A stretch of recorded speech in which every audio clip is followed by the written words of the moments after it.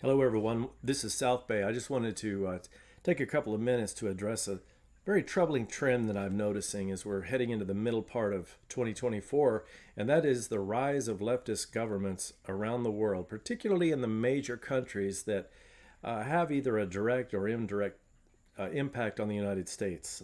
Last month, Mexico had an election, and they elected Claudia Sheinbaum, the first female president, who, according to all reports, won by a landslide margin.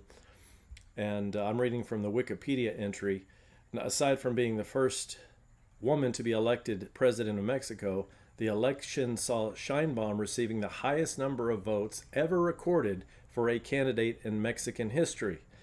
Now, that may sound familiar to you because we were also told Joe Biden received the highest number of votes ever for a U.S. president in history. And we all know the nature of that particular election. I think you see where I'm going with this. There's a lot of surprising things are happening. France and the United Kingdom just finished up their major elections. And again, shock of shocks, the left ended up taking some major wins in both of those. So what it's looking like is that these are harbingers for what is to come in the U.S. presidential election and other elections around the country in November. I'm predicting, it's a little early, but I'm predicting at this point the Democrats are going to win big. I believe Biden will be, and I'm using this term loosely, reelected. We're being gaslit with this nonsense about he's going to, they're going to ask him to drop out. He's not going to drop out. They're not going to withdraw him. And, I think he's going to probably end up walking away president again in November. It's important to remember he's undefeated in general elections. In his 60-year political career, he's never lost a general election. Trump, on the other hand, is 1 for 1. So if you're looking at it from strictly a gambler's perspective, you wouldn't bet on a guy who's batting 500 versus a guy that's batting 1,000 and is undefeated. So that's another consideration. Trump was ousted in 2020 for a reason, and that reason was the controlling rulers of this country, the people that run the money. They didn't need Trump anymore. They needed the left to step in and do their dealings. BlackRock's Larry Fink used the term, we use force to get what we want. And that is what the left is most efficient in doing, is using force to accomplish their ends and their agendas. Which brings me to another point. Agenda 2025 is coming up. The year we're getting a respite this year in 2024 from the powers that be lording it over us like they did, in the last few years, particularly 2020 and 21 during that particular event. They've given us something of a respite this year, and it almost feels like pre-pandemic normal, almost.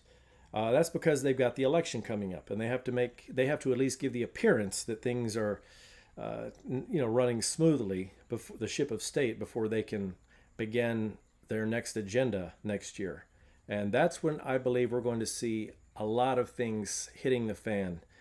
They also need to create a lot of drama for this upcoming presidential election to keep people stuck in the left-right paradigm.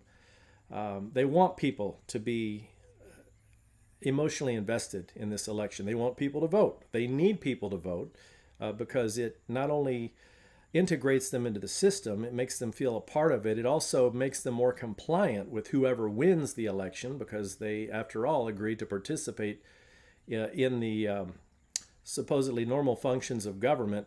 And it gives something of a rubber stamp approval to what these politicians decide. So voting, my advice on voting is don't do it. I practice what I preach.